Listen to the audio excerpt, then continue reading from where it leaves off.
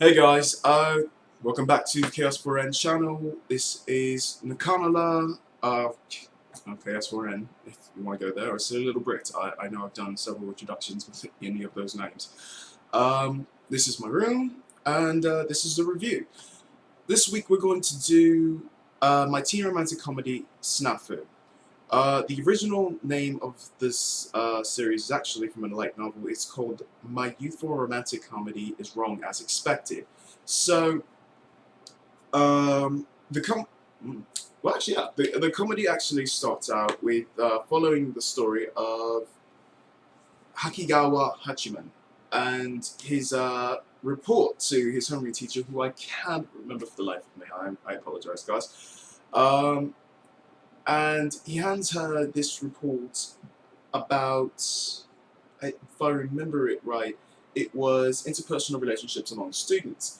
And he goes on and he creates this whole big thing about how he should stay alone and why it's important that people maintain the boundaries and why he's alone. And then I think he draws a picture of an animal, a bear, if I remember it right. Suffice to say, she didn't like it very much. And you get the feeling that he's terrified when she looks at him and tells him all these things, and then you find out why it's because she strikes him in the guts, and you're just like, you kind of have to laugh at it. But as punishment, he gets put into this club with Yukishi, Yukino Shita Yukino, and I probably botched her family name, but Yukino. And it's the service club. Now he's forced to do it, and the service club's job, as it were, is to take requests from students and help them resolve it. The first one, of course, is, if I remember right, helping the third main character, whose name was Yu. I don't remember her family name. I apologize, guys. I don't have it on hand. But the three of them form the main cast. The three of them form the main cast of the series. So what ends up happening is this story, and it's formed around these three people, and it's supposed to be something of a romantic comedy. Actually, that's what it's classified as. It's a romantic comedy, but it's actually has some kind of I'm trying to think of a great word for it. A gesticulation with hands. It has a lot of psychological things mixed in with it. Aspects of what people in high school or finishing school or whatever your final destination before you go to college is called or go through. It has a lot of that. And even in real life, what we go through. It's a series that focuses a lot on the interpersonal relationship amongst people. Um, so anyway, that's basically the synopsis of the story. I mean, that's what they're doing.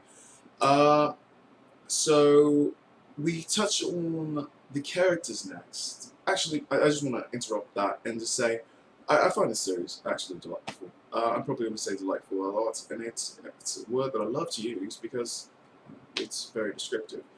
Or I can use a word that I saw or that was used on Vsauce recently, Terrified, fully, which is we can dumb down and use as terrific. So yeah, okay, that's my meaningless props to Vsauce. So the series itself, actually, I saw at Otakon 2013, which was fantastic. I loved going there and experiencing that. Um, it was actually a replacement for a different series. I don't remember what series it was. All I remember is going into the Hilton. I think it was like panel 5 or panel 6. Oh, I'm sorry, video 5 or video 6. And it was playing, and I could only catch the first 2 episodes at the time. But then I went to Crunchyroll. Oh, yes, I've been snared by corporate anime. And I checked it out there, and it was. I watched the rest of it, or not the rest of it. I watched the first 9 episodes. Suffice it to say, this is not going to go on but to the 4th episode. I'm only going to episode 4. Because that's tradition of how I do it. I want you guys to be able to form your own opinions about the series. I don't want you to say, oh, well, such and so forth said this is bad, even though I'm not well known. But such and so forth said this is bad, so I'm not going to go watch it. Far be it for that. No, go watch your animes, read your mangas, play your video games, form your own opinion of it. That's the life part of life. You do this stuff. Anyway, getting back to the anime in question. Yes, I gesticulate a lot. I apologize for that. I actually don't have a picture of it of the box set in hand, so I can't show you what it looks like. But if you look down below where I'm talking right now, there should be a link there that tells you where, like, the article that I wrote, for one. There's a link to the article. There's a link to the I want to say it's the YouTube opening, and a link to the Wikipedia, all involved in that article. So it's there for you guys to see, and obviously you can go look it up on Crunchyroll. They're also awesome, and they broadcast that. So we touched on the story. So one of the main draws into the series is actually, that I find interesting, is the characters. The characters aren't these cardboard cutouts. They aren't flat. They're very in depth. You have Hachiman himself, who is the quintessential model of a person that's left it. He'd rather be alone than be with the group, mainly because you get a glimpse of all the things that he's tried. He's tried confessing. He's tried getting friends. He's tried being amicable with people in the past, and it's not worked out for him. It's been a letdown. So he's decided to take his school life, and he's got this slanted view of the world, and he's off by himself. Then you have Yukino, this mysterious girl who is in the same light Hachiman, with the exception that she is I'm going to try to stop gesticulating. I'm sorry, you're going to see me do this now. That she's recluse, but you don't know why she is. You just know that there seems to be some tragic history there of why she's not gotten around with people and or gotten along with people, which is kind of ironic, seeing as she is the most popular girl in school, apparently. Or maybe not the most popular, the most pretty girl in school, even though she will probably claim that she is not, by her own volition, the title that she would have taken. Then you have Yu, which is pretty much the glue between the two characters, or the glue for the club that keeps everybody, like, down to earth and keeps Hachiman and Yukino from arguing as much as they pretty much could, because they always butt heads. And she starts out as for lack of a better word, a customer, and then she ends up joining the club, and you get the fact that she's got some kind of romance there, and as the series, even as the first 4 episodes progress into it, you kind of get who it's directed as. I'm not going to spoil it, but she ends up becoming kind of the rock for the other two. When she leaves, they're kind of at ends, and when she's there, it's a little bit more relaxed. They can relax a little bit more. But moving past the main cast, you have the support cast, which is great. There are series out there where the support cast are there just pretty much to make you laugh, and they're there for maybe about 5 minutes, and then they're off, poof, they're gone. In this series, it actually is the opposite. The support cast almost acts like the main cast in a way, that they're there, and you know they're there, and their relationship to the main characters matters.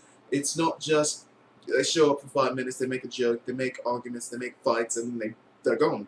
It's these people are directly reflecting on the main cast, which is by definition the definition of a support cast member, but they're causing ripples in the way that a main cast member would do. So in that case, they almost act as main cast, and they would granted they're the groups, they're the stereotypical groups you find. You got the nice guy, the followers of the nice guy, the second most popular girl in school who is using one of the main characters as a lackey, the teacher who cannot find a man to save her life, even though she's looking and she's afraid she's going to die old and alone, and she's taking it out on her students. So you've got all these stereotypes, but it's not playing on stereotypes so much as it is playing on the relationships between what you know about these stereotypes. How the antisocial guy interacts with the nice guy, why he doesn't like him, why they go at odds, why the popular girl doesn't like the beautiful girl, and such and so forth.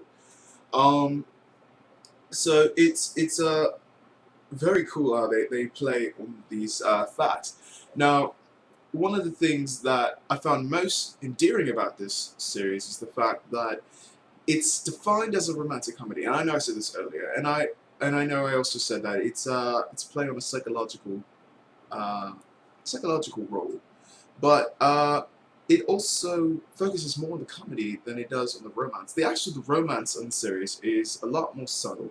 It's a lot more behind the scenes thing, because the series itself doesn't focus on the romance as it does on the psychological relationships between people. It's focusing on the relationships, but not in a romantic sense, especially seeing as Hachiman and Yukino and Yu, none of them really focus on the relationship aspect of things. Hachiman is as opposed to gaining friends, just baseline. So when something romantic comes at him, he usually shoots it down pretty fast. Yukino does it even faster, and she does it in a cold, steely way. But she's very friendly to Yu, who Yu actually would probably be the exception to the rule, even though she only has eyes for someone. She doesn't. She does it in the way that kids usually do it. It's the one, I'm going to be mean to him. Now that didn't work. I'm going to be friendly with him. That doesn't work either, and such and so forth. So she keeps trying things, but it doesn't really happen, and it actually takes members of the support. You know what? I'm not going to go there because I'm actually progressing past the first volume. So you get these at-ons things, the at-odds measurements, because you have at one end the comedy, and then at the other end you have the romance, and it's usually the romance is what's not apparent. It's there, but it's really, really subtle, which is one of the aspects I like. Because while romance is great, everybody wants to romance, everybody loves reading romance novels, everybody loves seeing romance in our video games, especially if it's like, yes, I'm going to go here, Dragon Age or Mass Effect or some of the more popular romance games out there. Catherine and Catherine, even though I've never actually played that one, I heard it was pretty good. You don't want it thrown at you, you don't want it shoved down your throat. So the series does actually a decent job at presenting it in a kind of a subtle way. It's undercover romance, for lack of a better phrase. And personally, I find that very, very intriguing. Now, to wrap things up, I'm not going to keep people much longer because God knows I don't want to drag these on. I will give it, the series thus far, if out of a grade of 5, I will give it a 4, because while it has its ups, the animation isn't all that explosive over the top, which is actually something I like. If it's something is too graphically engaging, you're looking more so at the graphics than you are the story, and this is definitely a story that you should pay attention to. The characters actually themselves, I kind of agree with myself and disagree with myself, which is something you'll find if I do in my reviews. But the characters don't, the way they are, don't provide a lot of means for romantic engagement, which is fine, because there's a lot of characterization in the story. Characters are evolving. Hachiman especially is evolving.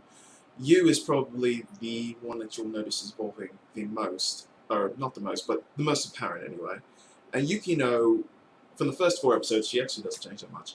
But there's a lot of characterization there, so there's a lot of room for them to open up. But just as they are in the first few episodes, there's not a lot of room for romance in their lives, and which is granted, they're in high school. What the heck do they care about romance? So that pretty much wraps up the review of the series. Now, one thing I did want to touch on before I let everybody go is that I have something of which I want to do. I have a lot of old mangas, and usually they're following sequential order. One of them being this guy here. I'm going to turn it because you can read it from the side, but it's still easier to see the art. Samurai Deeper Kyo. This one just happens to be volume 32, but I have volume 1. And as much as I love them, as much as I treasure my manga, because these were like the first ones that I bought when I came over to the United States, and it was one of my first interests. And if you recognize from the other video, my friend, my bro, Brett, was one of the guys who got me introduced to anime, and I kind of slinked over to manga on my own. But it is one of those that I want to see somebody else enjoy. I don't want it to end up in the compost heap. I don't want to necessarily send it to a library where I know that it may end up being mistreated. They'll tag it, people will rip it, people will do other stuff to it. But if you guys are appreciative, and I have a lot of lists of them, and I will post them. If you're interested in having any of the older manga, just let me know. I'm actually going to try to get rid of my older collection, as sad as that makes me, but I'd rather have somebody read them, appreciate them, than sit there collecting dust, and 20 years later is 20 years later. Manga are meant to be read, not to be stockpiled in that light. So, if you'd like, let me know. I'll try to get up a list of what I have, and we'll go from there. Alright? As always, guys, keep watching the animes, keep reading the manga, keep smiling, keep being the great otakus that you are, and I will see you next time.